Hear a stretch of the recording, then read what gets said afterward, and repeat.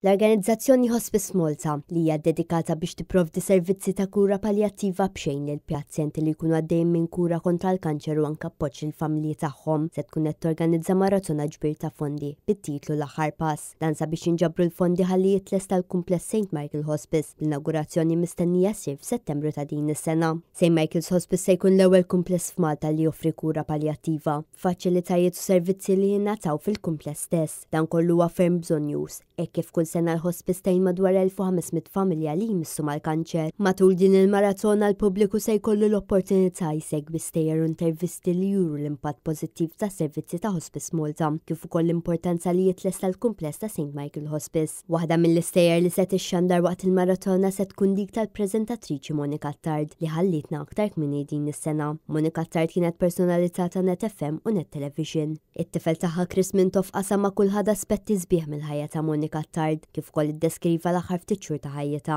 Xhur li kienu jkunu ferm iżjed diffiċli kieku ma kienx hemm għajnuna ta' Hospice Malta.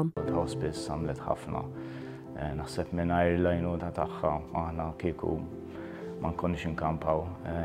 Kull ma kellha bżonn tawlna, ma kontx naf x'inhu l-proċess jiena, speċi ma kontx naf x'inhu l-għażliet u s-servizzi. Imma once li huma kkontattjawna għallulna x'għandna at hand, għallulna x'għandna bżonn u kif u kome. It was very straightforward, mis-support u l-għajnuna u amazing, I mean, ma stajniex nagħmlu mingħajrhom. Il-maratona tal-Hospice se tixxandar b'mod dirett mis-St. Michael Hospice f'Santa Venera nhar il-Ħadd is-7 ta' Lulju fuq Net Television bejn 11 ta' filgħodu sa 11 ta' filgħaxija.